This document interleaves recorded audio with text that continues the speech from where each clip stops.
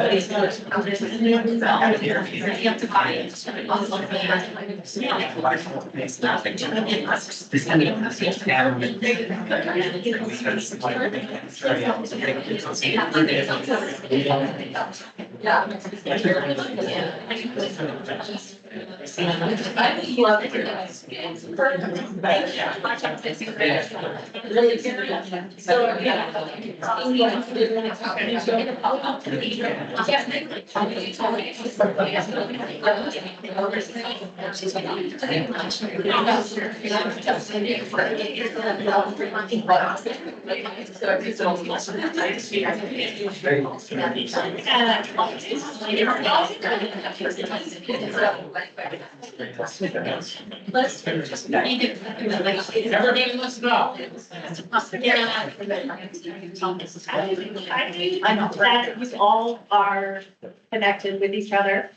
Now, we're gonna pick back up, we're gonna make sure we have plenty of time for these guys, because great presentation coming here, so I'm not gonna do, in the interest of time, I'm not gonna read their full bios, but we have Kristen Stevens joining us. She is the County Commissioner for Larimer County District 2 Chair. We have Lori Kadrich, who's the Assistant County Manager for Larimer County. And we have Daniel Romanis, who is a planner with Larimer County, and they will be talking about the Larimer County Water Master Plan and kind of the process to develop it and where it's at right now. So I don't know who's starting off. I'm gonna start off and then Right. I'll let Danielle and Lori kind of. Thank you for your time today. We Of appreciate it. course, yeah. Well, hello, everyone. I'm Kristen Stevens. I'm a county commissioner. I was a city council member before I was a county commissioner, so I'm now 10 years in elected office and still going. So hopefully things go well with that. I'm a 2018 graduate of this program. So what I heard is I was not the first class, but I'm second class. So, no one wants to hear that they're second class, but it was a really great experience for me because I was a fairly new city council member. And so really to get a regional approach around water, I knew a decent amount about our utilities and some of that, but really understanding water from all the different perspectives was really valuable for me. So the county's role in water is a little different than a city role. Who's here from a city, by the way? Okay, so there's quite a few folks that are familiar with sort of water and utility. So we're not a water provider at the county. And yet, water is a big conversation in our region. There are a lot of instances in which we have to decide on things that involve water or that we get involved with water things. So for example, when we're fighting forest, wildland fires, the cleanup after that involves all of your watersheds, right?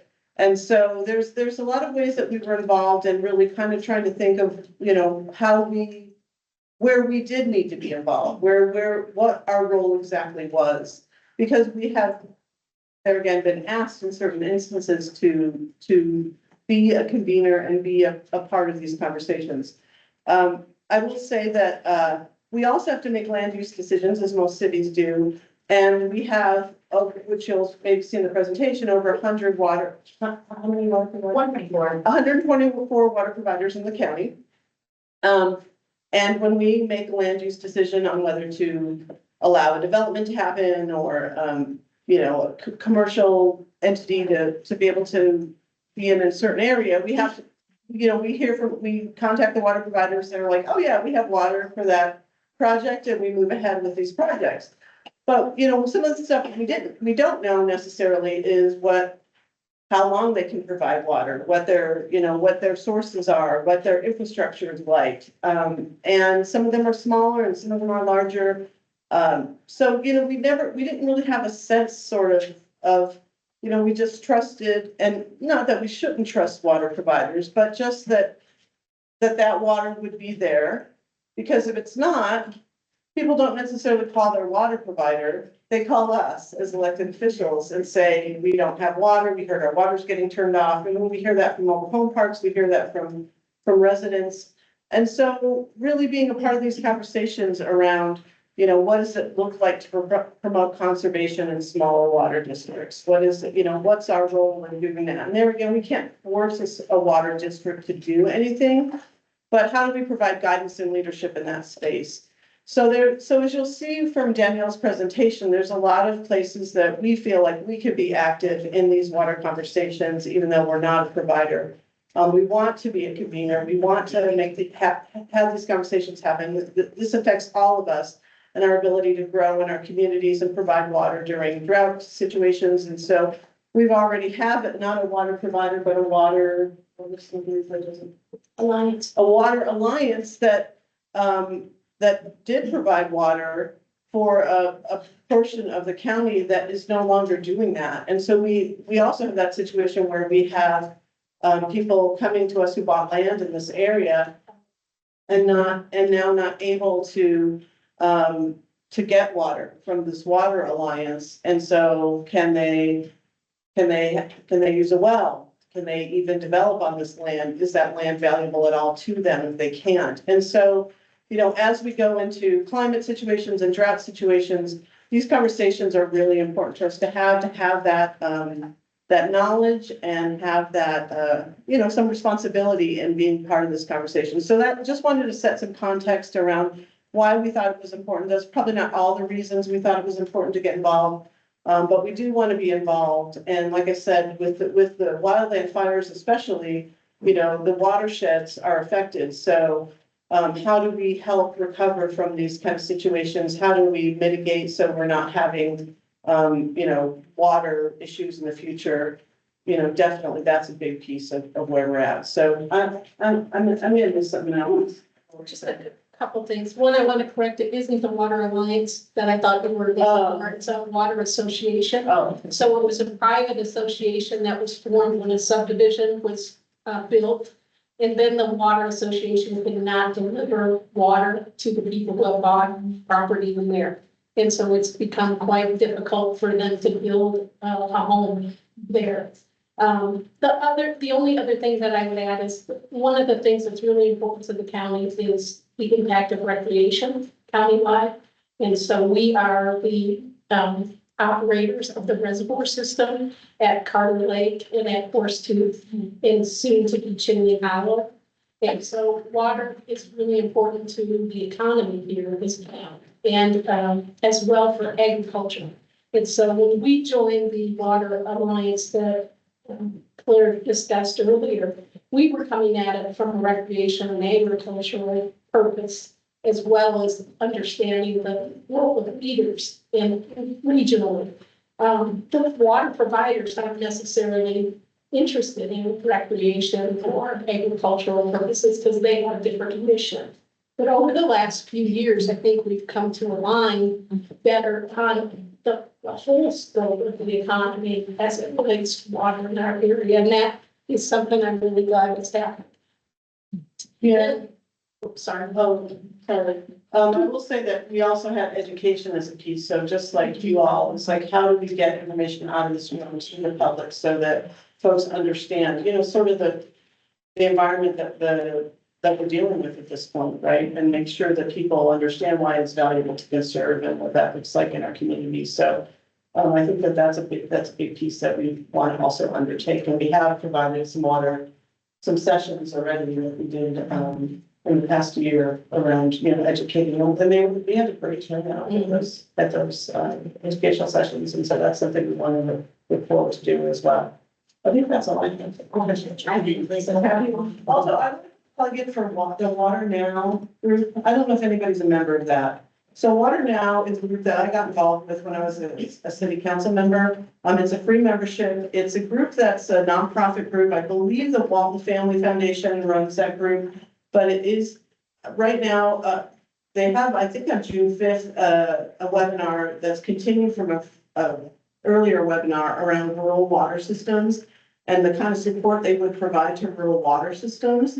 they have a lot of free technical support that they provide for water providers, and they do a lot of field trips and classes and different kinds of things. So it's a nationwide group, a big presence in the Southwest though, and because, you know, as a family, they are concerned about sort of water usage in the US and how do we manage that. But I would say if anybody needs information, I can certainly send it out, but I think that's a really good resource too. And I believe they have an open grant right now too, the Project Accelerator, is what it's called, might have closed recently or they extended it, so I would recommend looking into water now. It's great. Did I send that to, I think we sent that to you. Yes. Yeah. Awesome. Well, thanks for coming today. Well, I guess I'm the one coming. You guys don't have to be here. We can start. Yeah, my name is Danielle Ramirez. I helped coordinate the water master plan, and now I'm a full-time planner with the county. And I'm with Commissioner Stevens and Lori to set up the state really well. What's our role around water in Laramie County? We're not a water provider. We don't necessarily deal with stormwater, though we do have some sport permitting and stuff. So the water master plan, the intention of it was to define our role around the water space. And as they mentioned, there's so many facets to water, all the way from stormwater to wastewater to drinking water to agricultural water. So big topic. I'm going to back up though. Phase one was actually a baseline report, and it was hosted by the Brennan Group. So Shelby's in this room, can defer to her to questions. But basically, it was just a kind of a data analysis of our current conditions across Laramie County, and it actually found some pretty, I think, important, relevant data, such as about 40% of our water in Laramie County actually is transported over from the Continental Divide from the Colorado River, where about 60% comes from our local native supplies, the Big Thompson Canyon, the Pooter Canyon, as well as maybe some groundwater sources. Since 1980 to 2020, the last 40 years, we've seen about a 50% decline in irrigated lands, and oftentimes that means when the irrigated land turns to development or something else, the water rights tend to leave with it as well. And then the water provider note. So yeah, we have 125 centralized public water systems. That's all the way from our biggest water provider, Fort Collins Utilities, to our smallest water provider, which is maybe some HOA in Glacier View that's just got maybe 15 houses on it. So it is quite the range. I think it's important to note that only 9 of these actually publish water demand forecasting in the future. And so that leaves, 115 providers not really knowing about the future, or maybe they have a good idea, they just don't publish it. So therefore, Laramie County doesn't really have a good idea of the future. And then I will mention that there's about 11,000 homes relying on groundwater wells. There's about 13,000 wells in Laramie County. Some of those are for ag, some of those are for water providers, but about 11,000 of them are specifically for houses in Laramie County. So as we set the stage, now we moved into the water master plan. What are we actually going to do knowing some of this information? So as I mentioned, the plan was the process in a way. And so it's our intentions are to support water conservation, protect watershed health, collaborate and kind of address water supply challenges, mitigate hazards, and then ensure long-term water security. Some people know that as water adequacy. We kind of like to use that word security, that we have secure water of both quantity and quality into the future. Many shout outs to a lot of partners we worked with. This was a collaborative process. That's kind of what I'm going to get into most of this conversation. And then I will note that the state of Colorado now requires water supply elements to be part of comprehensive plans. So this for us does act as our kind of water supply element, though not being a water supplier. And it has been adopted and approved. So moving on, kind of like this flows down the mountain type of thing, the process that we had.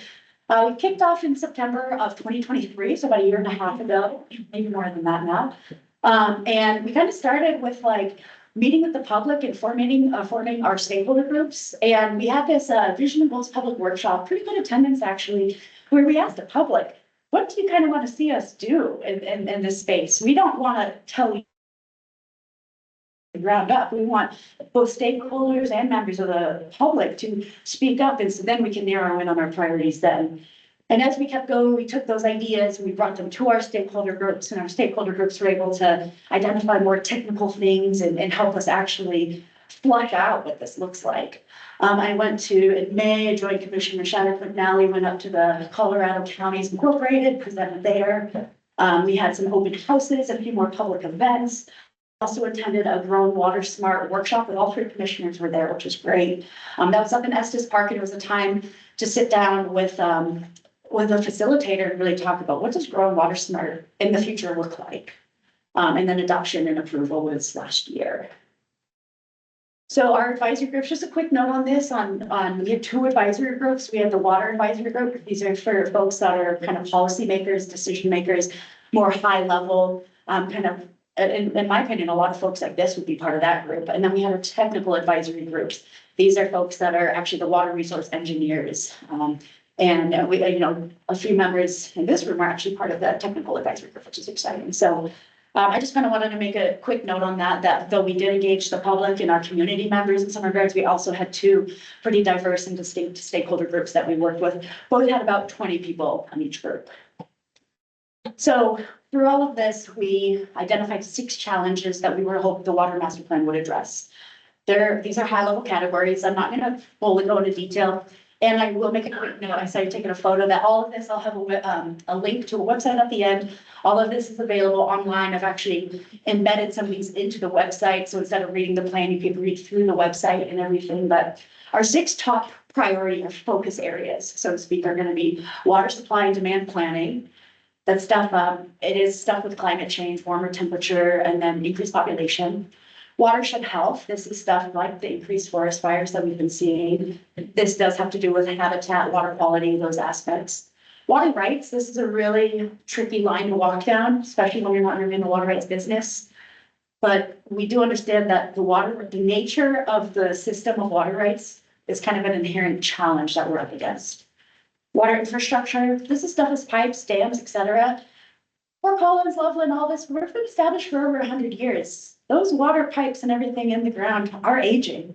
And so is there a role for Larimer County to help in that regard? Water conservation policies and guidelines, so that actually is related to land use code, the policies, legislature, exactly what rules and tools can be used for water conservation, and then water education, which is what we're doing right here. And this piece, I like breaking it into 2. Water education for the public, which I think a lot of our eyes go to. It's also water education for policymakers, decision makers. We don't want folks making decisions around water, but kind of know nothing around water. So that for us is a bit of a focus area. So with that, we identified those focus areas. I'm going to back up actually. The first 4, you can map. You can use GIS and spatial data to actually kind of map out wildfire hazard. Even water rights, we can understand where calls on the river have been made. And so therefore, where have dry ups been? So with that, this is just one example of our watershed health. So you can see we have 3 subcategories: wildfires, water quality, habitat. We use all those data sources that are available online. So I know we can recreate this. And we created something that we called priority areas. Always clarify, I know colors can be deceiving. You think red is bad, red is risk. I really want to clarify that's not the intention. It's actually just where are we going to focus our efforts first? Where are our priority areas first? And so for those first 4 categories, we were able to map this out. I just wanted to highlight watershed health because arguably it's in the news a lot. And so I wanted to kind of highlight what data sets we used for that.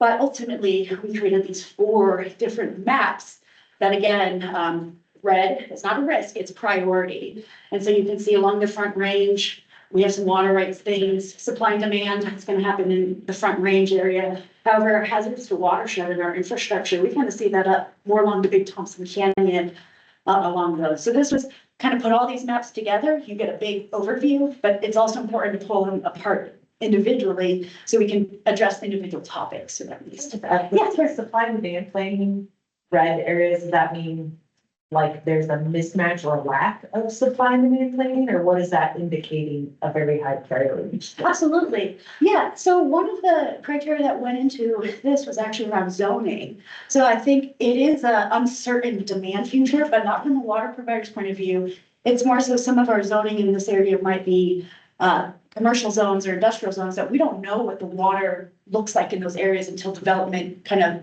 comes and proposes an idea per se.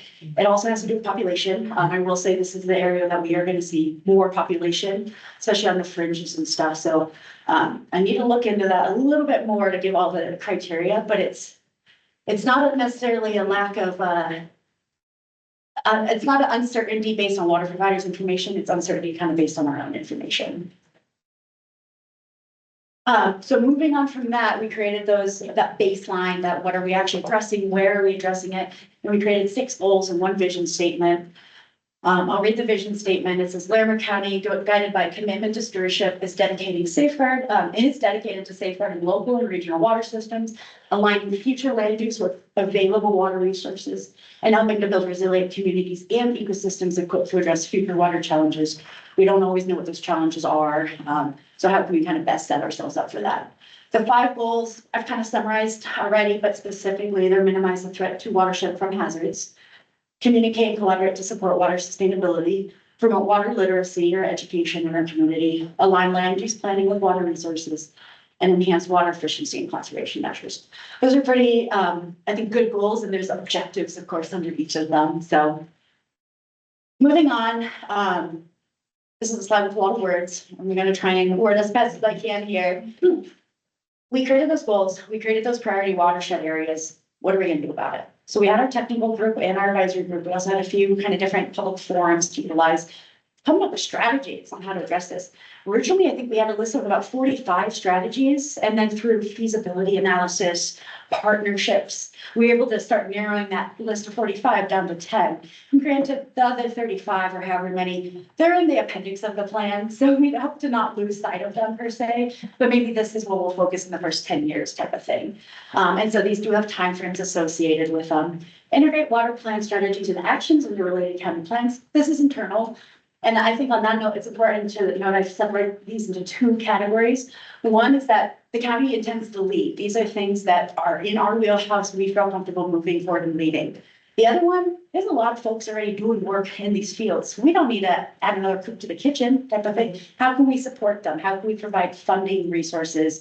Or what does that look like type of thing? So things that are internal that we will lead are integrate that water plan strategy. So for example, the hazard mitigation plan is coming out. They're starting to work on that. The comprehensive plan update might be coming down the pipeline in a few years. How can we incorporate water goals into those plans? Water security.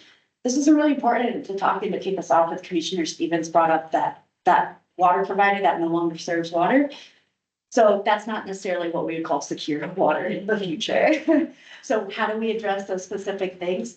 And it's really important to note that the state of Colorado, they're the ones that issue well permits. You go to them for well permits. You don't go to Larimer County. But the state of Colorado doesn't have a good idea of how much groundwater resources we have in the first place. So there's a bit of a disconnect, if you can see that. We're the ones approving development because the state of Colorado gave them a well permit. Is that trustworthy? You know, and that's part of the discussion. One plug, I'm pretty excited. We will be applying for a groundwater study grant through CWCB's Colorado Water Plan. Really hoping to kind of get that big grant to try and do a groundwater study. That's one of our first priorities right now. Improve water efficiency and conservation. That does look like stuff that we can update our own code. We're working with Resource Central to see if we can provide any rebates, incentives for customers not in water provider areas. Because that's another thing, if you can think geographically, you got one water provider right here, but across the street, honestly, across Harmony, there's a different water provider. And so that water provider, you know, allows rebates and incentives for their customers, but this water provider doesn't. It's just like, how can we kind of align everybody?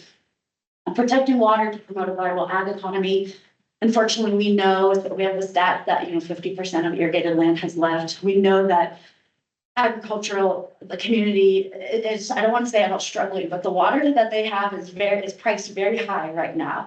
A lot of folks have their eye on that water. And so how can we ensure that the agriculture community can stay and be viable and create a healthy economy and keep it local and all that stuff. So working with the ag community on that one. And then growing water smart, just as we move into the future, internally, externally, development, you name it. How can we just grow as a community smarter? So the county's efforts to support each other, the top 2, I think, are really crucial, and they are different. So support fuel reduction outcome, support watershed health outcome. Unfortunately, Larimer County, we're number 1. We got the highest fire, the largest fire in the state of Colorado. And I don't mean to say that kind of with a smile on my face, but I do mean to say that we're putting the whole community is putting a lot of effort and resources into that. And so that the entire focus of fuel reduction is to reduce fuel reduction, timber load. That's not my specialty, but I think you all kind of get the idea of just reducing that load that we have in the forests.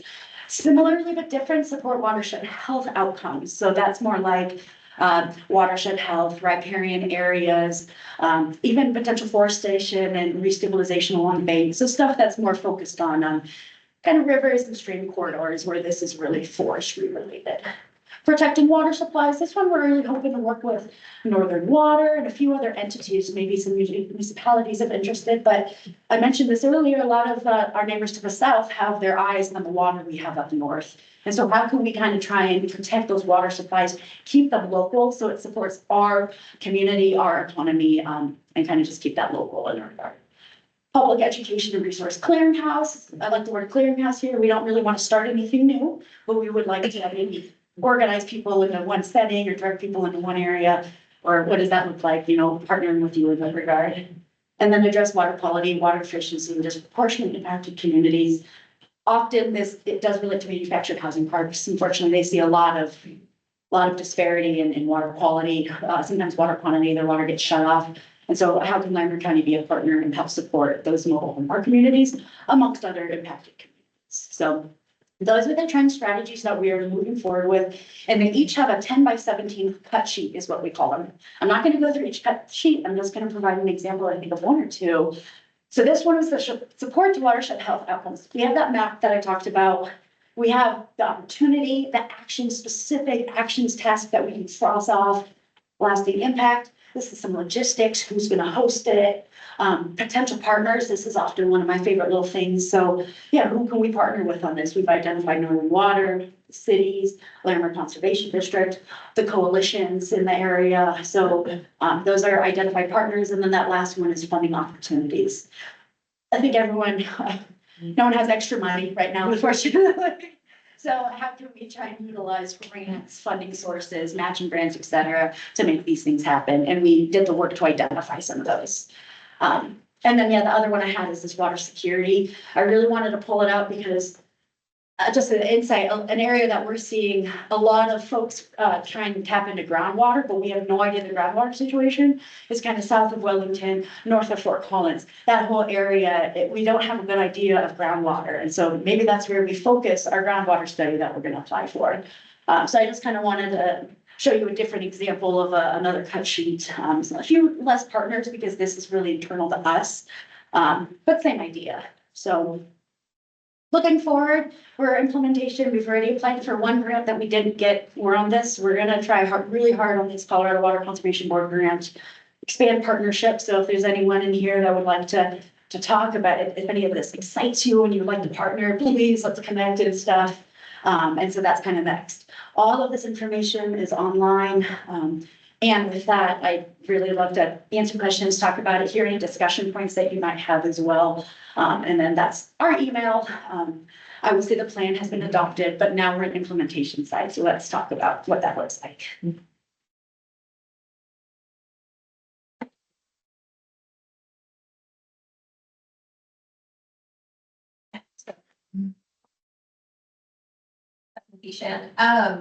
My question is about what y'all at the county are doing around the water quality issues for mobile home parks. Because I know at the city of Fort Collins, we're really trying to problem solve. It's challenging. Hopefully we're doing some caring with you guys, but are there specific programs or strategies that are in place that you're pursuing? Yeah, I'm gonna give them I'll start and see if anybody can. So a lot of the work that we're doing around mobile home park, water quality is done through the Department of Health. Mhm. So, and they're doing some work in conjunction with CDPHE. So there is a program, a state program that has to test every single mobile home park's water within the next, I don't know how many years, if anybody knows what that bill said, but I want to say a couple of years. I think that, I was just on a panel with Tom Gonzalez, it was a clean water panel that we did at Odell, and, we were, he was saying that he would like, they can go in and test the water. So our Department of Health can go in and test the water anytime somebody thinks that there's an irregularity or a problem. The problem is it's not always done when the break is happening. And that's really when the situation really needs to be judged. So he was trying to get folks and, leaders in mobile home communities to really alert him the minute that happens so that they can test the water. So that's one of the things we're doing really is trying to, make sure that we're on site testing that water when there are problems. We did partner with the city on a couple to do backflow prevention in a couple parks when we had some American Rescue Plan dollars. I think that would be cost prohibitive at this point to be able to do that. How do we get the owners to, take some responsibility for those old pipes and that old infrastructure that they have in their parks? That some of that remains to be seen. I think for our housing person, we're probably doing some outreach with the mobile home parks too, to really get a handle on that. I don't think there are easy answers, but I think that the new laws that have been passed at the state level are really going to help us with enforcement. And like I said, I think that our health department is probably the first line in really trying to, figure out, okay, here's the problem, this drinking water is bad, then holding the owner accountable for fixing those problems. Right now, it's a little haphazard and sort of bringing in water, having nonprofits bring in, water. And, we had a situation, I think, in, some part between the economies. They had it's kind of near across the street from the Walmart that's on 287. And, they not only had to bring water, they had to bring in, restroom, porta potties and kind of situations like that. That there again, that's the problem with old infrastructure. Also, the problem with old infrastructure is, the fixes aren't easy. Like sometimes you're having to wait on parts. Water system. So I guess not an easy fix, but I think our best line of defense is through the Department of Health at this point. Well, I would just add, it's not just mobile home parks in the county, so all those smaller water associations, we've had a couple where the health departments had to go out and test the water there and then shut down some systems because the water is so bad. The one I remember was up by Lions. And people were complaining about. They showed us pictures. Yes, it was frightening. And the health department shut them down within a day. Yeah. Well, I think it's great, at least that the public's starting to gain awareness of this. My third grader just did a PSA, his whole class did PSAs on water quality. And they said there are people in Colorado who have water water. And I was like, oh, I think this is, I'm hoping that at least with some community pressure and us working together. I think it's so surprising to people that we have folks who can't drink their water. Yeah, well, right, and there's obviously like this environmental justice issue around this, right? It's, there's these disparities in the communities that are fairly affluent to have people that don't have any drinking water. Feels, shameful, honestly. And so like, how do we, we're looking at how, we can help things. And I think that really bringing attention to it and then really enforcing those laws with those mobile home park owners is a really important piece. No, it's Fort Collins, but to hear your third graders doing a project on water quality, that's just fantastic. They wrote some book called One Well, and they all had to do project-based learning around water quality worldwide and how you conserve and how you, it was pretty cool. Yeah, it's amazing. So water. I know he could be given this. Good question. I'm curious, now that the plan is adopted, whether you have going in terms of land use or land use regulations, like what's next on that? Yeah, I can definitely speak to that one. Okay, we have two kind of big things coming down the pipeline, and I've mentioned this, potentially. Unintended. Oh, did I say, yeah. So there's this notion called TDR, is transfer of development rights. And so, with certain land and certain zoning, you're kind of given X amount of development rights.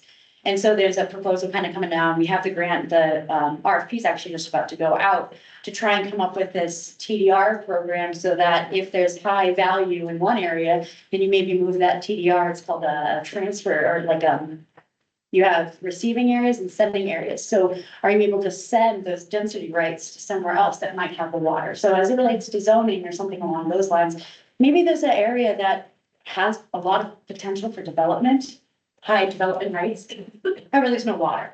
Or maybe is really special wetland in that area, something kind of valuable.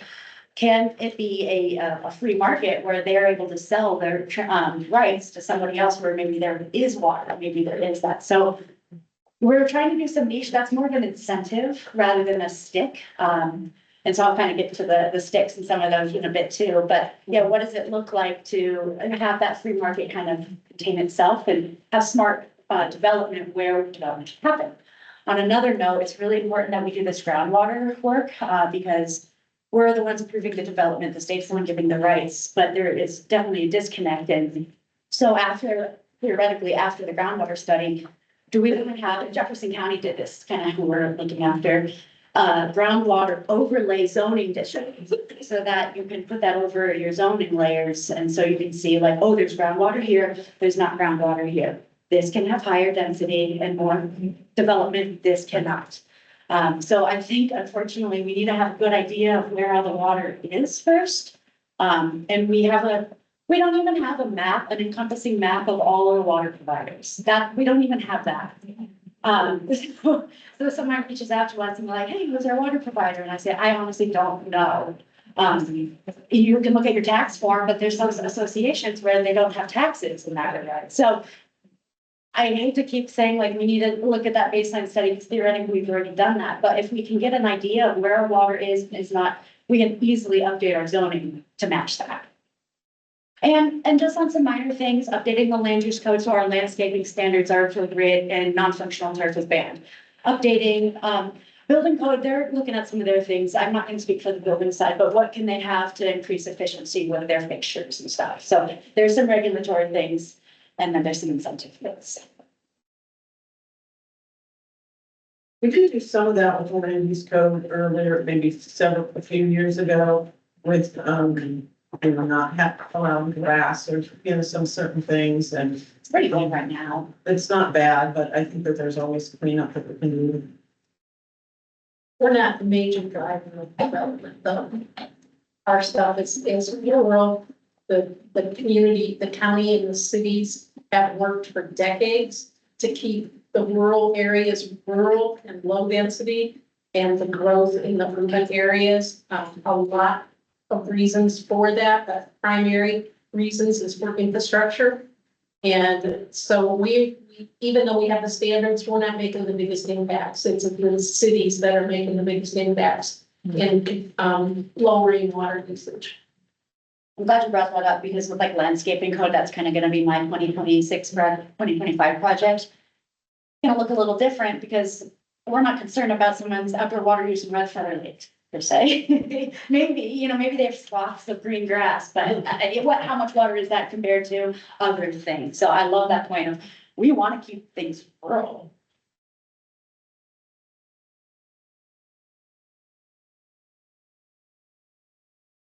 Are you, and I talked with Leslie maybe on Monday or last week, but are you all anticipating doing like another water education series or what's coming down the pipeline with that, and can we partner again? Well, I'm not sure if we're gonna do a series, but we are working with Northern Water, and we were with a different person before that to do a film, to have a public session to showcase a film now that Northern has done that work. The Mirasol film was the one that we were looking at before, and the commissioners had authorized us to move forward on that, but there was some turnover with people in that space, and that's not playing out the way we thought it was going to. But for sure, I'll have Leslie give you a call so that we can all partner on that. Yes, there might be a way to have a panel, just like we did last time, to that film conversation, yeah. Yeah, and I thought the water education series was quite successful, and granted, Michelle did the heavy lifting, so I won't say it was easy lift, but.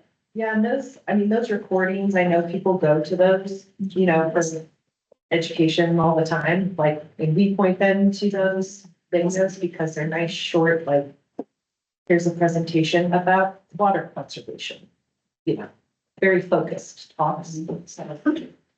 Yeah, Michelle, the county did the heavy lift on getting the filming done, the location, that kind of thing, and then Karen did the heavy lift on getting the experts to the table to get the information out to the community, so it was a great partnership. So I have a couple of businesses and every year I have to tell the Secretary of State, hey, we're still here, here's our address, and that's so that they can do various Secretary of State kinds of things, right? And I don't understand the reporting requirements for, let's say, a water provider. But it would seem like we need just some basic check-in stuff to get to the point of service area and whatnot. So there's that part of, okay, is there a requirement that every year you tell us, here's our service area, or here's how many customers, or whatever? Is that a thing? But the barrier could be, let's say you're really small, and it's like, well, I don't know how to create a map and submit that. So then you need perhaps some assistance, maybe it's at the state level to say, here's a website with the tool that you use to generate your map, and then you connect all the dots. And we get beyond this data barrier that we have right now.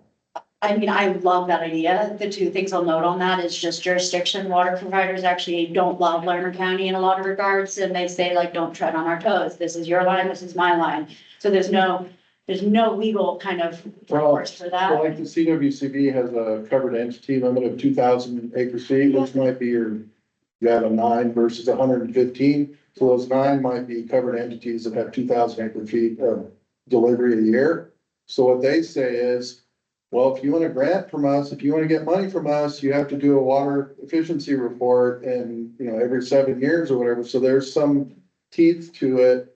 So yeah, people may not like you, but you're like, well, we need a little bit of data if you want to get some money from us. Yeah, I love the water efficiency plans and Fort Collins, plug for them. They just released their draft. So review that. The other note I'll make, and you touched on it, is the lack of resources they have. So there's a few water providers, it's a manager and then probably an operator. Right. And then, and their focus is on the main line break that happened that day. So and we've talked, there's a water provider that doesn't even have enough money to print pamphlets to put in their bills that have like xeriscape information. So is that something the county could help with? Printing. So yeah, like how can we kind of support them in those regards? First step, meeting with them. And that is an intention. Well, even if they had a map, you gave them a map and they drew on it. Call provider and you're like, yeah, go from County Road 80 to over to east side. And I've had verbal conversations like that and I drew it out, but. That's me. There are a lot of difficulties in dealing with smaller water providers and special districts and, and our residents don't understand like, I remember I was maybe 2 weeks on the job at the county and, somebody called me and said, I'm from Maine and I live at Horsetooth and they're turning off my water for 3 days. What are you gonna do about that? And like to have to explain special districts, because not every state has special districts, right? Colorado is very unique in the number and the fact that they have them kind of at all. And so the oversight is their board, and a lot of people don't participate in those board elections. And sometimes it's the same folks that have been doing this for decades. There's not necessarily innovation in the system or, thoughts for how to keep the infrastructure, good. And so, that is very interesting in this Water Now series that I was, the webinar that I was attending, because it was kind of like, how do we get some of these smaller water providers to understand maybe some resources that they have that they didn't even know about. But I had to tell these folks that, first of all, I don't know who your water provider is.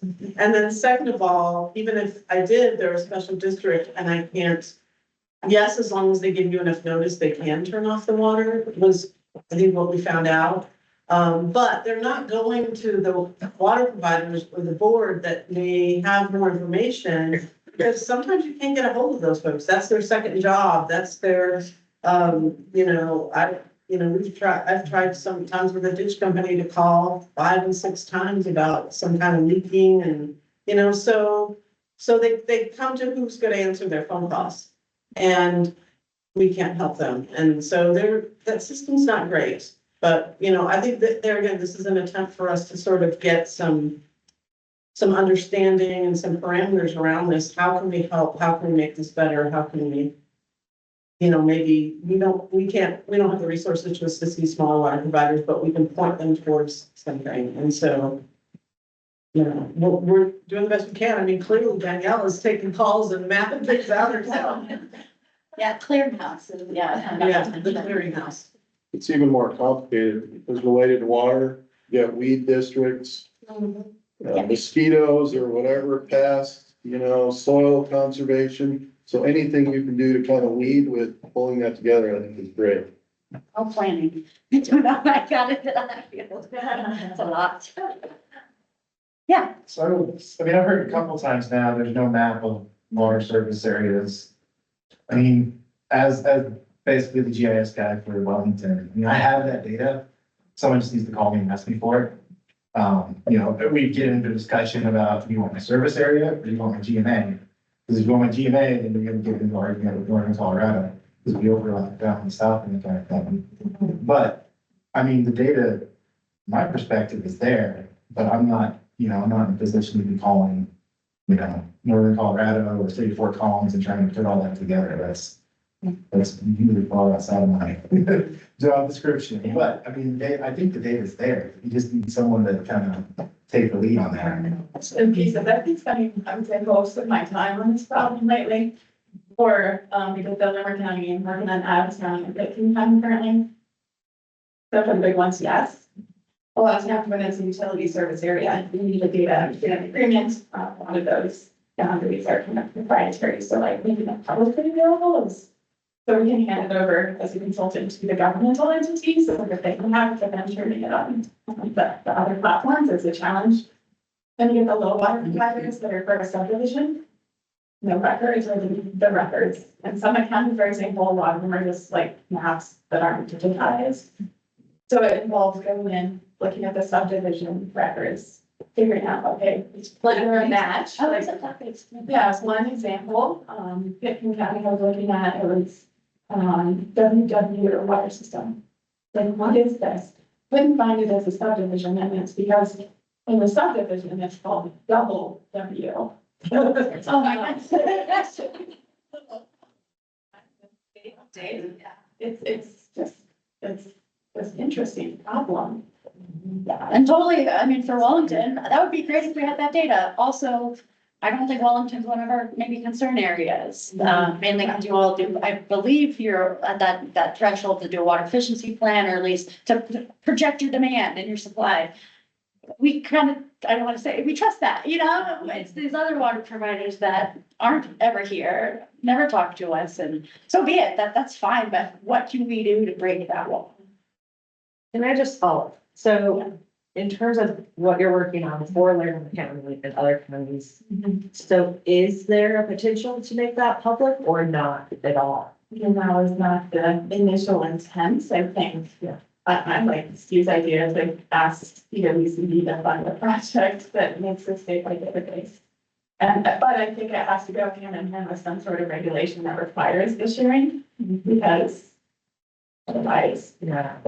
Well, we're making land decisions blindly in some cases, right? You're just trusting that, okay, we contacted the water provider, they said they're good.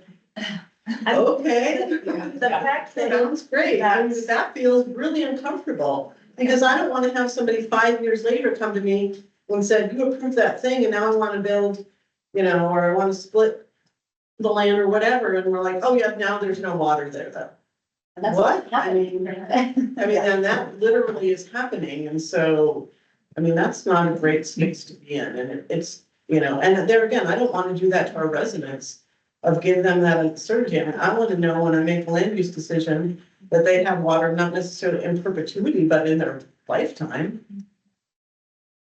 I think the fact that a resident can't go find their water provider in a public space is a problem. it's the same with energy. Electricity, we have natural gas, we're not gonna do, I will talk to him and to her and see if we can take a step.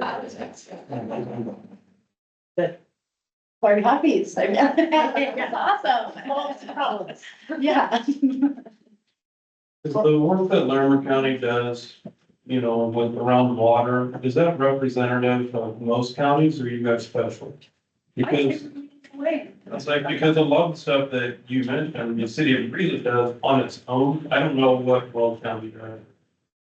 I'm sure that they have water plans, but then they do have, you know, they monitor, you know, the cities within Weld County and oversee them. But I know that you guys, you know, leading the way with city really with wildfire mitigation, you know, and things like that. I don't know, I just was wondering, curious, if, do you find that there's overlap between what you're doing and maybe city of Fort Collins water department? Or are you guys kind of taking the lead on all that, then providing that information to water providers? The latter.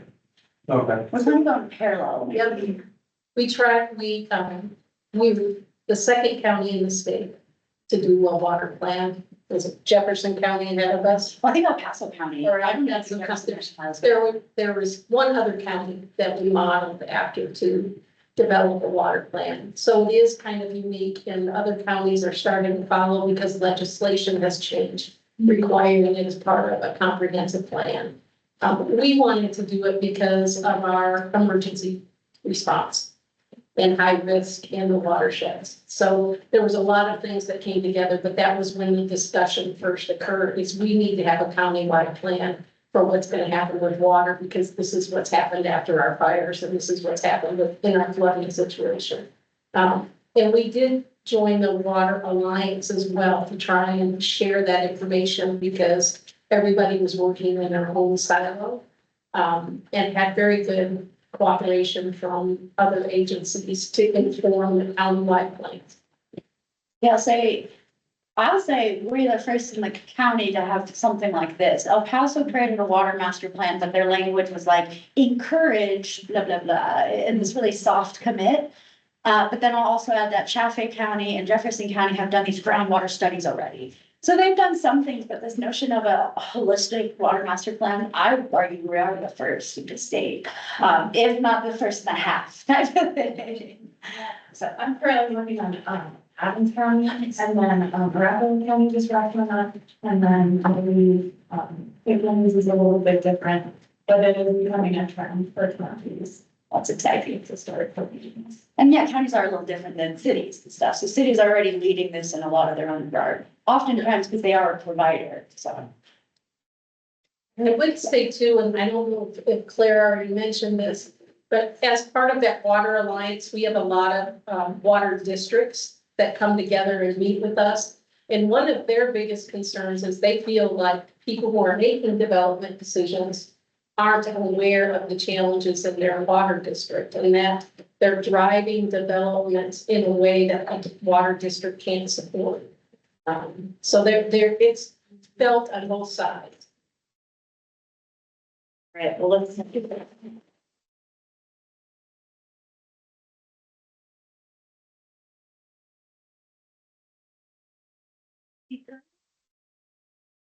And this last little session here is more of a conversation between the previous water literate leader members.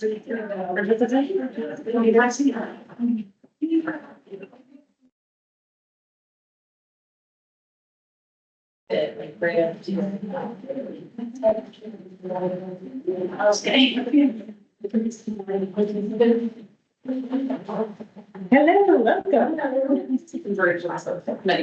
So I'm going to do your intros and then we'll just get the great arrows on discussion. Okay, so I'll start. So Jordana Barrick is the executive director of the Mighty Arrow Family Foundation, and she manages operations for the Mighty Arrow Family Farm. Previous to this role, she served as a corporate secretary for New Belgium Brewery and studied water security issues for the brewery. She spent 10 years in the brewing industry, 7 years in the agricultural industry with Cargill Specialty, Nola Unit, and now blends land, water, food systems, and climate actions together through the Mighty Arrow Family Foundation. Thank you so much for being here, and I'll introduce Carol as well. She's the founder of Horse and Dragon Birding, and she founded the company in May 2014 with her husband Tim. Their company is founded on 4 tenets: make great beer, treat everyone ethically, reduce your environmental footprint wherever possible, and be proactive members of your communities. Carol has a bunch of formal education, none of which prepared her for the rigors of running a small business focused on the triple bottom line.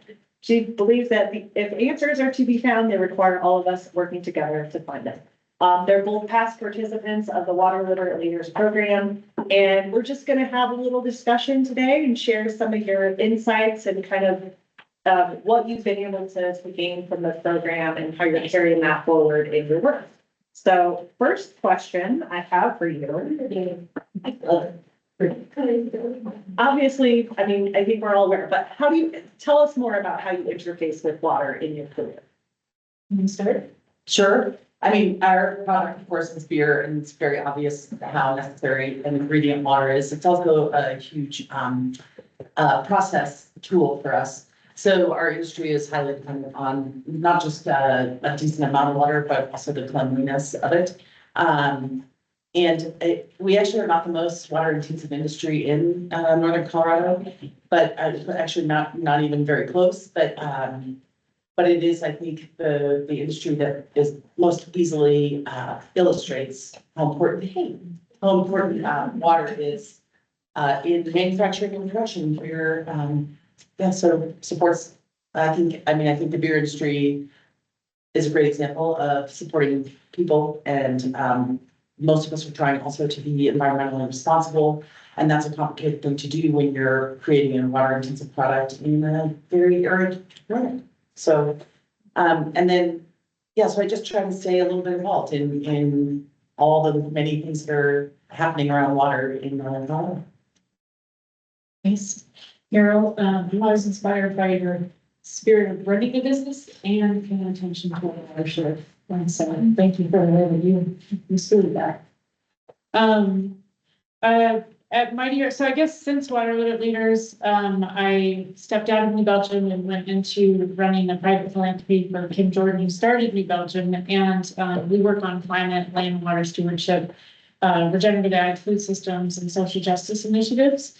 And when I was looking at water security for Belgium, the company, as you guys have learned over the course of this program, you can't pay attention to our local water source without also understanding what's going on up in Colorado River.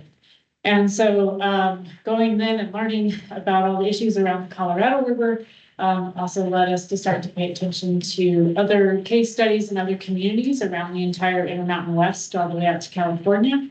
And we've kind of gone on to participate in some other water funder networks that are looking at where are the good examples of how communities are stewarding their watersheds in other places around the U.S. And so it's been really fun to learn about some of those examples.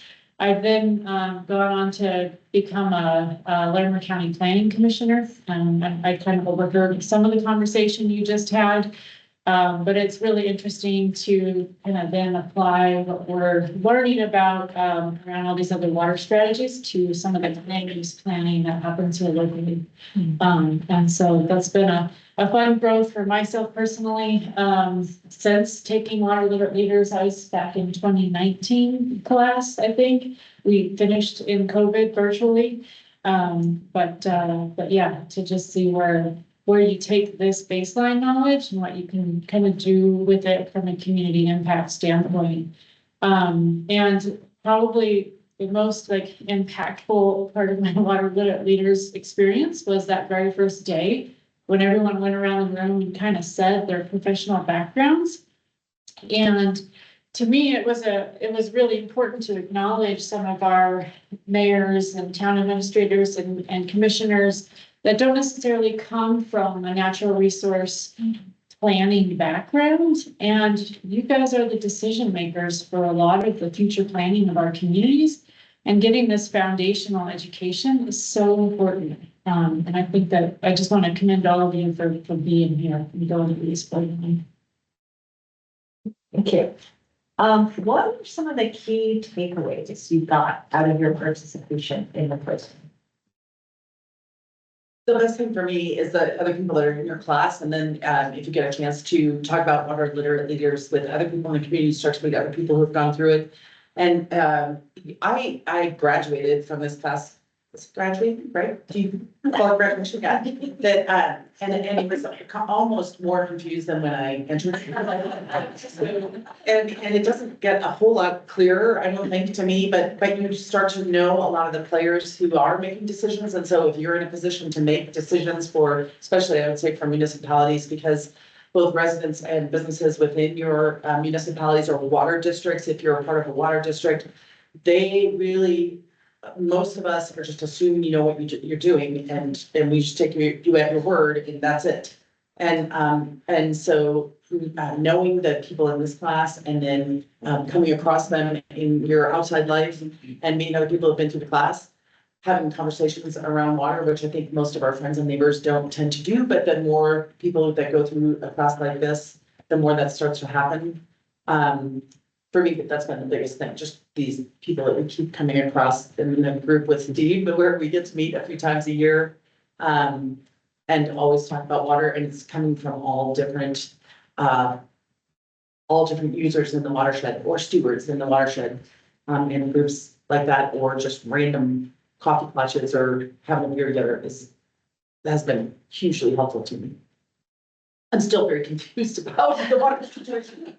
But I mean, at least you start to become more aware about the complications involved in it. And when you hear a little news bit or Instagram blur about the Colorado River complications, you know some places to go to get more resources to find out exactly what's going on. Did you guys have Becky Mitchell come talk? No.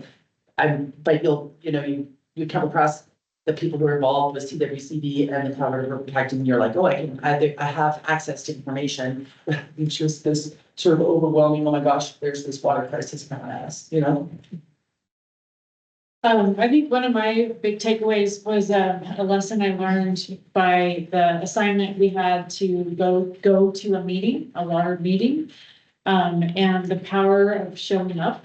And so the meeting that I picked to go to was a South Platte Basin Roundtable meeting. And I happened to go to the meeting that they were putting all the projects on the table for the basin implementation plan update.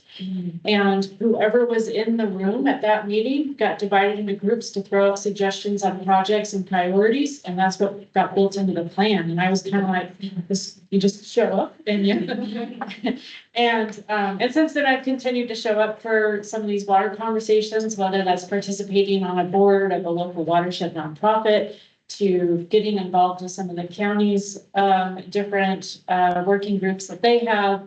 And showing up, there's actually a lot of power that you can have in getting to share your experience, whether that's as a small business owner or a city official, or whatever your perspective is as a member of our community. Because we need all those different voices to come together to work on these solutions. But we can't do that if we don't show up. So thanks for forcing us to get out there. Yes, yes. Well, and Jordana's a fantastic example of, like, you go through the class and then you just launch a whole water related career for yourself, you know? It's always fun to sit aside and be like, oh, that, don't. Yeah, I love that, one of the things you mentioned, Carol, and Claire, you did too, it's just like, this class, it gives you a little information. But it's just continual learning and continual interaction. So you're curious and you're able to launch forward and continue those conversations that are so important and you engage. And build those relationships, hopefully to where you're feeling more comfortable in those spaces too. And you're like, yeah, I'm part of this conversation. Because that's a big part of it too. It's like the water world can be, I think, a little intimidating. And so you have some relationships and you can go to a conference and say, hey, I think that person. Well, and I think at those types of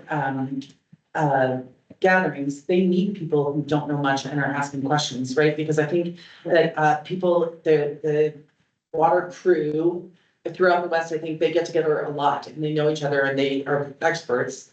And at some of these information dissemination, conferences or seminars or whatever you might attend, they might not remember that the vast majority of people who are using the water aren't on their plane. And so I think there's play a really valuable role to be willing to ask, to say, you know what, I know a little about it, you were taken into this class and you showed up every month.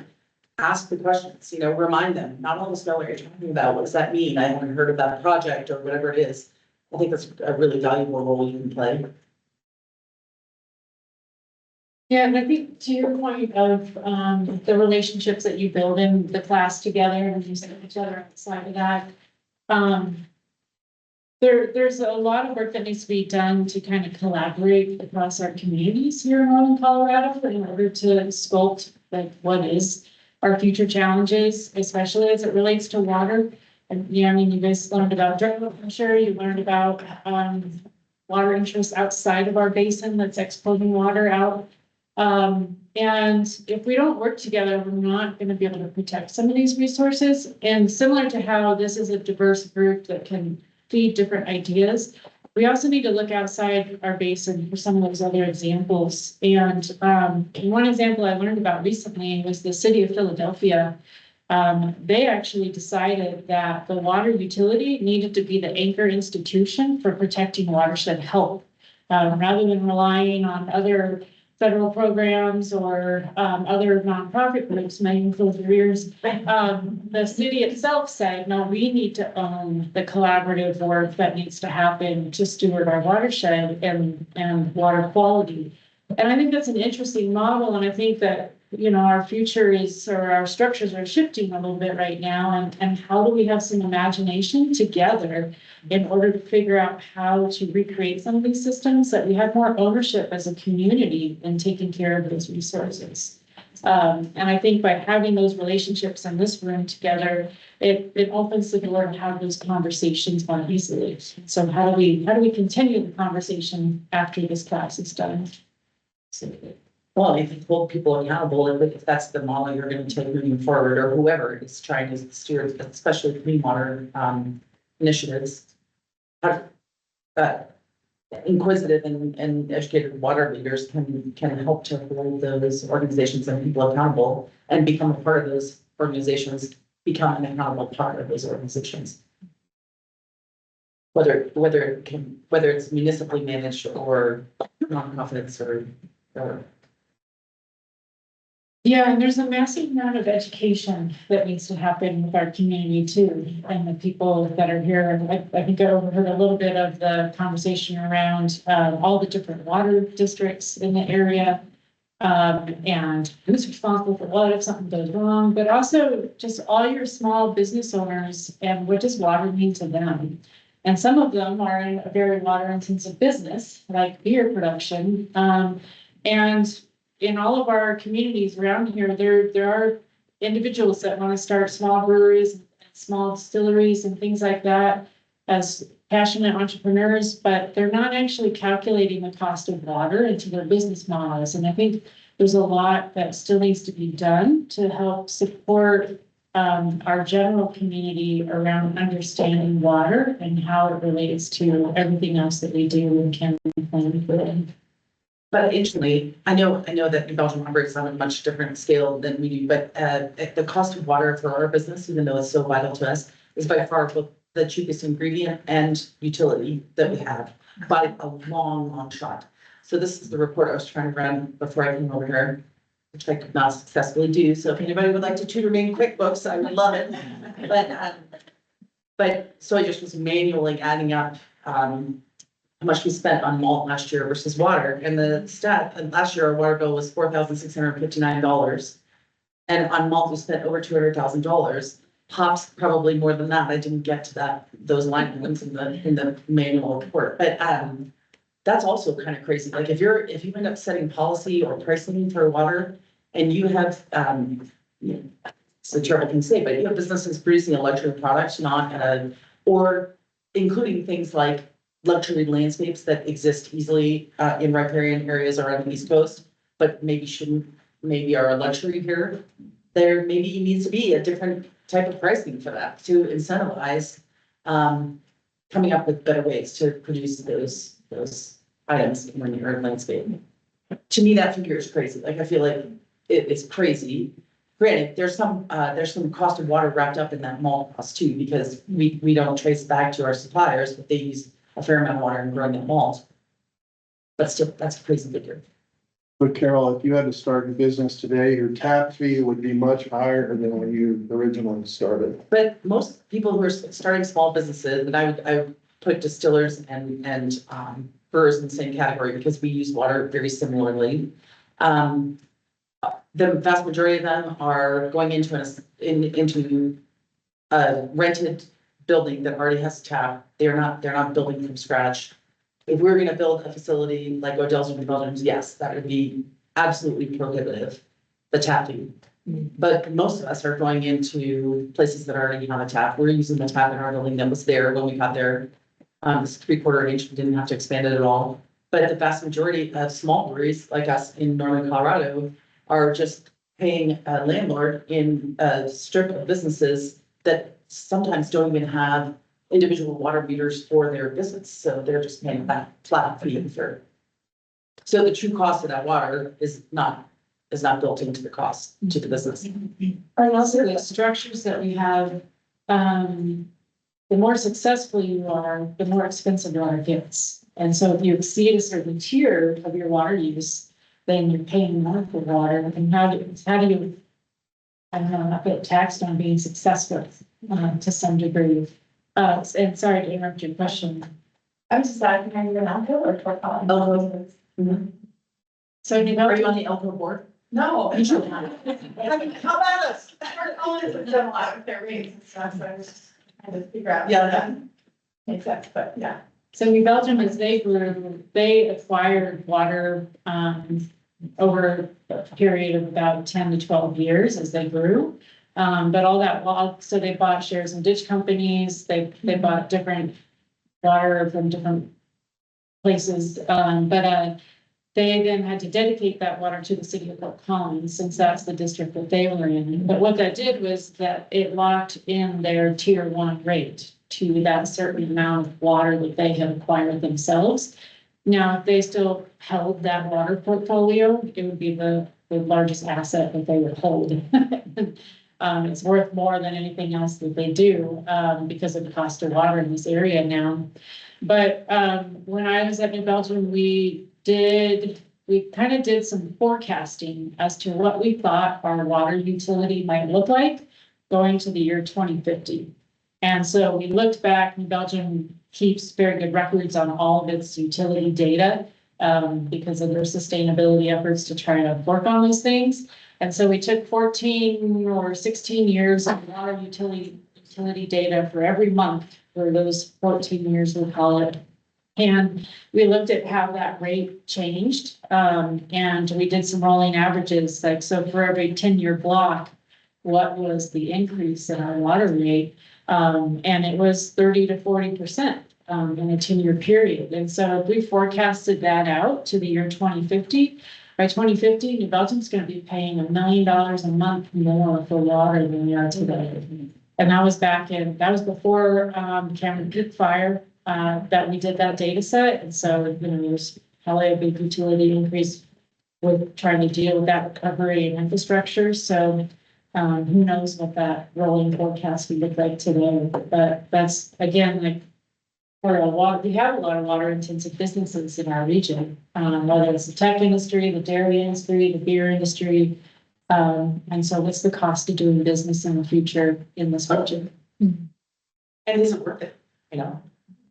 Maybe a better model would be to brew in a more water plentiful place and take the greenhouse gas hit by shipping it in. Yeah. Which is a terrible thing to contemplate as a small brewery owner, but maybe that's going to be the cost. I would say that also the cost of housing here is very difficult for small businesses to support. Well, you guys can all relate to this, but Our goal when we opened 11 years ago, was to enable everyone who worked with us to have a stable roof over their heads, which at that time we thought meant buying, but we've since come to learn that a lot of people are not comfortable with buying, but they would like rents not to increase by 30% 1 year, And this is also, I'm sure you heard from some developers, and maybe some of you are developers, but this is an impossible market to keep up with in terms of housing cost and insurance costs for almost any business. We have, if you've ever heard of us, probably the only beer you've ever heard of us, of ours is Fat Panda Coffee Stout. And I always say if we calculate every year how much we'd be selling them for this year, if we could raise our prices by the same amount that our insurance goes up every year, which is actually very similar to how much housing prices have risen every year, with the exception of the last couple of years. But we'd be charging this year $24 and I think 56 cents a pint for Fat Panda if we could make those increases every year. So the direct cost of water and then that indirect cost to all of us makes me wonder how viable a business is that wants to take care of its people in this market, There's a great visual illustration of that. If you guys go down to I-25 and 34, and if you're going towards Greeley on 34, like Shields Market is over there. If you look at the development on the north side of 34 versus the south side of 34, so the south side is much more built out, but they're on South Platte water. The north side is on CBT. And I think that's a clear distinction of like where development is happening based on the cost of water. Do you anticipate in your, projection of, not being able to be a business because of increasing cost of water in this region? I'll talk a little bit about what New Belgium's doing. I think New Belgium's a little bit protected because they purchased water rights along the way. That's not easy to do, especially now. But so there's something called the United Nations Task Force for Nature-Based Financial Disclosures. It rolled out a couple of years ago where they are trying to develop for businesses what does risk look like on a balance sheet based on where your supply chain comes from, whether that's your ingredients or raw materials or what is it. And so they were running a pilot program to get businesses to go through the exercise of running that analysis. And New Belgium participated, and the Fort Collins location participated. And when they ran that analysis of like all the things that go into our making of beer and where they come from, where is the financial risk to the business? Because that's financial risk, that's a language that corporations will get behind, right? And they recognize that the Poudre River watershed is a big part, it's 94% of the ingredient that goes into beer. And so if something happens to our river, a wildfire, drought, that is a critical piece of our business infrastructure. And so New Belgium's philanthropy program and marketing program decided that we need to shift our philanthropy to not just doing a little bit everywhere, but to directing a little more focus in our watershed right here. Because if we don't take care of this watershed as a business, we're not going to have a future, or we're going to have more risk to our bottom line as a business. For Horse and Dragon, I don't know. I mean, I think I'm old, so I mean, I think it'll be, Tim and I kind of look on a 5 to 7 year timeline and we feel pretty good. Not great, but we feel like survival for 5 to 7 years is definitely achievable. And I guess because we're paying attention to what's going on in the water world, we won't be as shocked as I think a lot of other small businesses might, when anything happens that might threaten water or cause it to go up in price dramatically. But yeah, I would say it's a concern in terms of like, do I think it's gonna be here for, as long as New Belgium's been here? I don't know. Yeah, it makes me think about like, is there a role for Larimer County or for the water center to play and to just, I mean, water literate leaders is one thing, but is there a discussion to be had about the risks with a larger business community? And like planning and thinking about that. Not scaring people away, but being realistic about, you know, what you should be prepared for. Well, and I think, I've visited some other people who produce beverages who do crazy things with potable water, like just let it run down the drain to cool during their cooling process, which to me, I'm like, what's up in here? And I feel like there could be some basic education that might be incentivized simply because that also does save them some money if they don't do that way. So I think there are some gains to be made, at least within our industry, on conservation and efficiency techniques, including that person driving, even though we focus and have focused on this for a while, there's still a lot that we can work on. But I don't know that that's gonna save the industry in this location. To town. I feel good about it for 5 to 7 years, and next year maybe I'll still be able to say 5 to 7 years, but yeah. Look on that, and I'd also love to know, what was your UN, nature? The UN Task Force for Nature-Based Financial Disclosures. Every time, John. One other question, then we'll open it up broadly to questions. What additional resources would you recommend to class members as they build their water education? Something that really helped save me a lot of time is some of these publications that kind of aggregate news articles. Western Priorities is a great one if you're into public land access. But the Colorado River District, they have a newsletter that I signed up for that sends out a daily, like, here's all the headlines. And even though the River District is focused on the West Slope and the Colorado River Basin, it is statewide articles. So when things happen over in our region, it's on their aggregated list of news, and that's been really helpful to me. Yeah. Can you repeat the name of that? The Colorado River District, and I think if you go to their website and just look for their newsletter sign up, and there's some different types of newsletters, but whatever It's the news drop. okay, the news drop, we can yeah, send that it sounds out. right, yeah. Also freshwater news. Freshwater news. It's less frequent and less articles, but it's a little bit more on primary issues.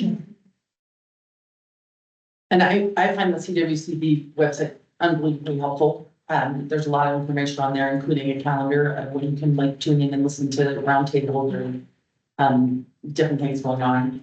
I've signed up for the Northern Water emails, and if you see that they're doing their spring or fall seminar or whatever they call it, definitely sign up to go. That's always very interesting because that impacts directly what we're able to do here in Northern Colorado. Peter River Forum I've been plugged in for, and that's run through the Peter Heritage Alliance. But that, I believe, is now consistently the first Friday of March. Is that? I find that informative. CPRW's newsletter I love. I also like to check out the National Resources Defense Council information, and I'm on their email list. It is, I know that there's some people that consider it a politically aligned organization. But to me, they very much are just trying to defend our natural resources, and there's a lot of smart people working there, so I appreciate their information. And then I love that the Community Foundation has gotten so involved in the water conversation, and so I would keep tabs on what they're doing over here. And then you guys are probably involved in some of these, or one of these anyway, but like, I would get out in the watershed and I'd volunteer with either Child Unlimited or Ducks Unlimited or CPRW or Wildlands Restoration Volunteers. All these people are doing work, in the Nature Conservancy, Audubon, Rockies, any of those that sound interesting to you, just volunteer with them once or so.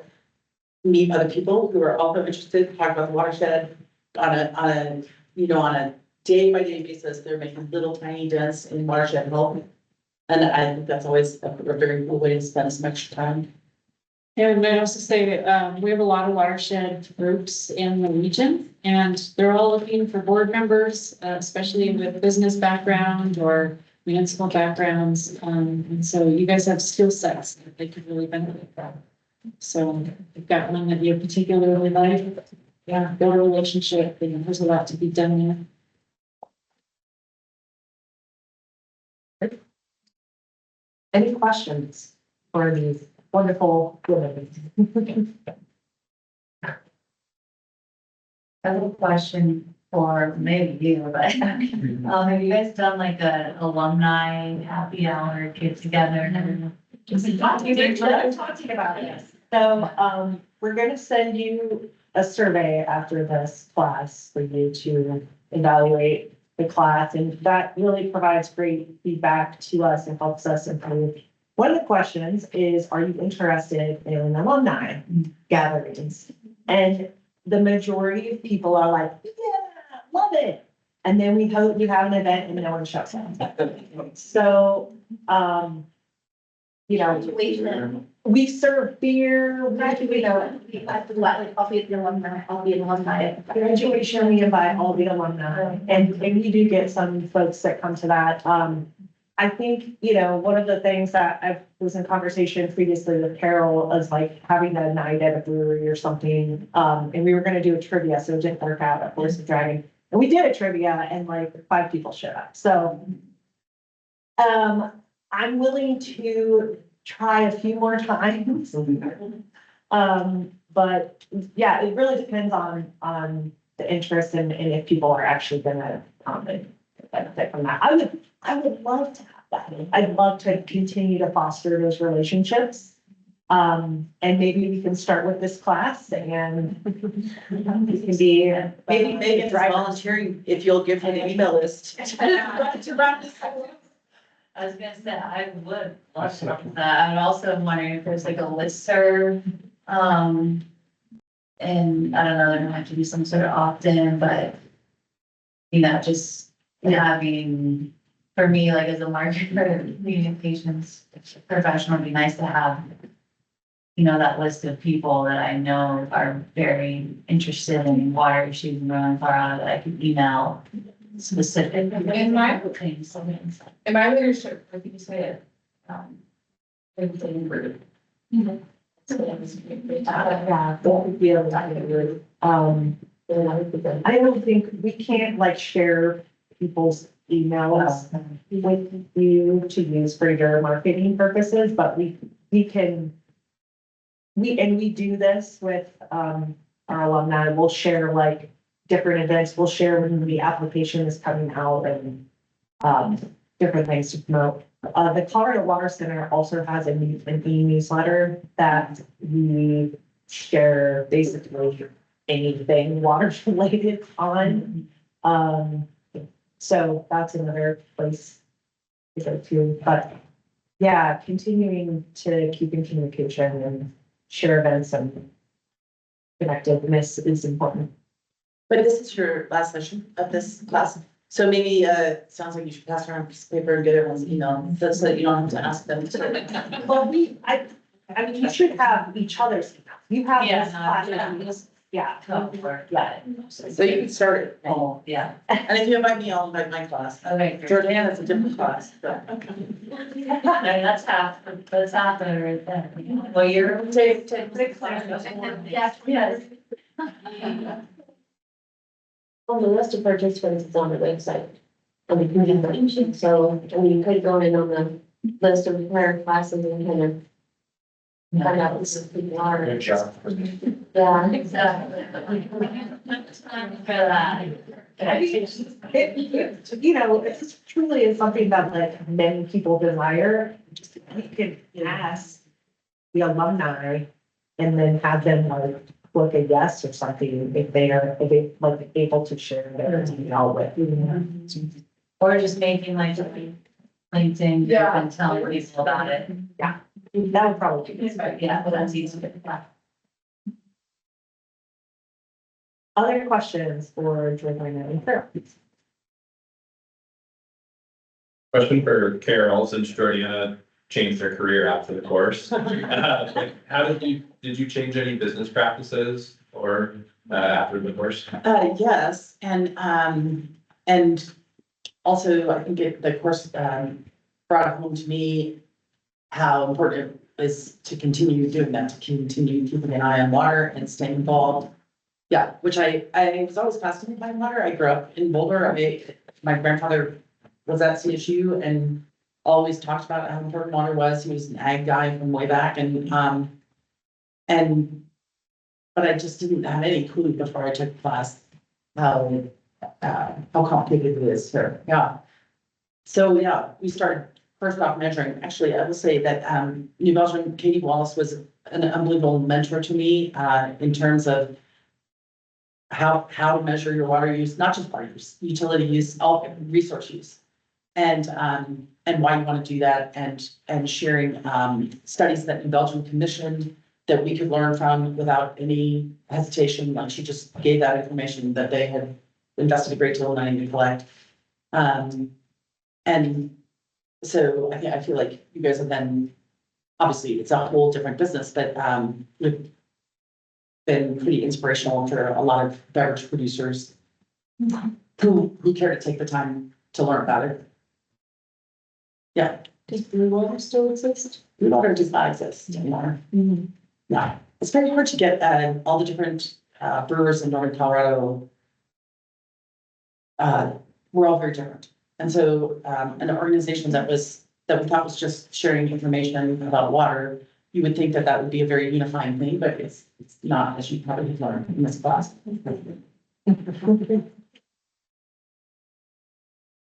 Any other questions? Was your intention always to go do something else, or was it something about this class that sparked an interest in you and made you want to read all about it and go off on your own? Yeah, my career path has never been obvious. But I have always been a river runner and someone who appreciated recreating on our rivers around the West. And I actually got invited on a Yampa River Awareness Project trip that American Rivers puts on, where they bring together different policy officials, NGOs, local officials, and they spend 4 days locked on a river trip together, floating downstream with no cell service and nothing, and everybody's fully present with each other for 4 days. And the types of conversations that came out of that were just really inspiring. And I think that was 2018. I came back and signed up for a lot of Literate leaders in 2019. And then that same year, 2019, New Belgium had a ownership change. So the employee ESOP sold to Lion Kieran. New Belgium's now owned by Kieran. And previous to that, I was working on water security, but I was also the corporate secretary facilitating our board of directors. And when we sold to Lion Kieran, that board was dissolved. And I was also building out Kim Jordan's personal family office. Is one of the other hats I was wearing, and I was starting the foundation for her. And so when the board dissolved, I just kind of jumped full time into working for King's Foundation. So I will say, which I don't think you're saying, and maybe too modest to say, that during this experience, with not just in this club, but just around water in general, has probably heavily influenced what the My Hero Foundation is focusing on. So that's one way that you can have a massive impact.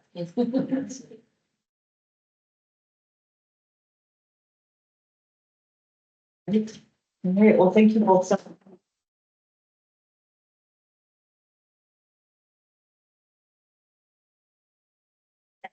Thank you. Yeah. Lunch was not here, it was here, it was the wrong lunch, so they're coming, so no revolts or anything. We have some snacks, hopefully they're here soon, sorry. Okay, and thank you guys for being interested enough to show up to this class every time. It's awesome. Maybe we can start on our group reflection. Unless people need a break. No. I mean, talking in groups, so it's like. Do you want a break right now, or you want to go into small groups? Actually, it's individual reflection first. Okay, do you have an idea of, Individually. what did you say? I mean, just think quietly. Yeah. Individually. Do you know how long it's? They said, yeah, yeah, it was supposed to be here, but, so, Okay. I'm texting the lady. Maybe we will start with our Hopefully individual, do you have the presentation?